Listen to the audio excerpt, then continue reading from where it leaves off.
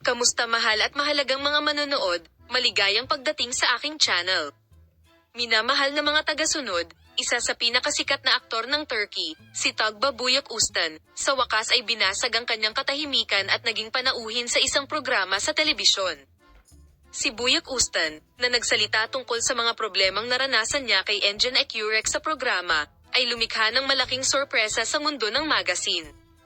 Sinalubong ng ngiti si Tugba Büyük Ustan sa simula ng programa. Ngunit ang sandali na ikinagulat ng madla ay ang mga salita ng Grand Superior, "Pumunta ako dito upang ibahagi ang ilang mga isyu na dinadala ko sa aking puso." Nagsalita si Büyük Ustan tungkol sa kanyang unang pagkikita kay Engin Ekurek sa programa.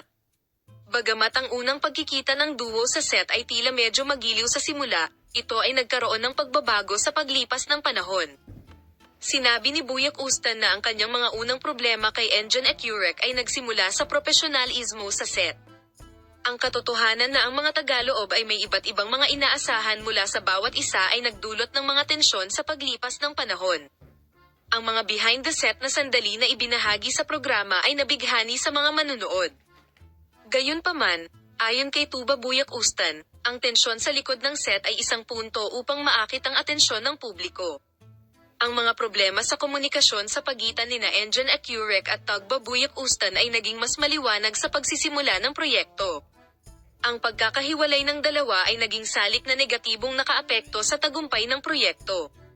Sinabi ni Büyük Ustan na ang mga problemang nararanasan sa sektor ay dahil sa hindi pagkakatugma ng karakter. Ang kawalan ng kakayahan ng mga aktor na ganap na ma-assimilate ang mga karakter na kanilang ipinakita ay may negatibong epekto sa kapaligiran ng set.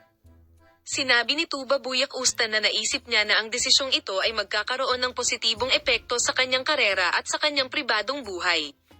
Si Tugba Büyük Ustan, na nakaakit ng pansin sa kanyang emosyonal na pagsasalaysay sa programa, ay nagbigay sa madla ng isang emosyonal na paglalakbay.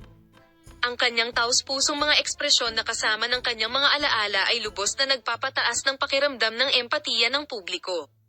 Ipinaliwanag ni Büyük Ustan sa programa na ang yelo sa pagitan nila ay natunaw sa paglipas ng panahon at kalaunan ay nagkaayos sila. Gayunpaman, sinabi niya na ang magandang gawaing ito ay nakamit pagkatapos makumpleto ang proyekto. Salamat sa panonood ng aking video. Paalam na makita ka sa mga bagong video at larawan.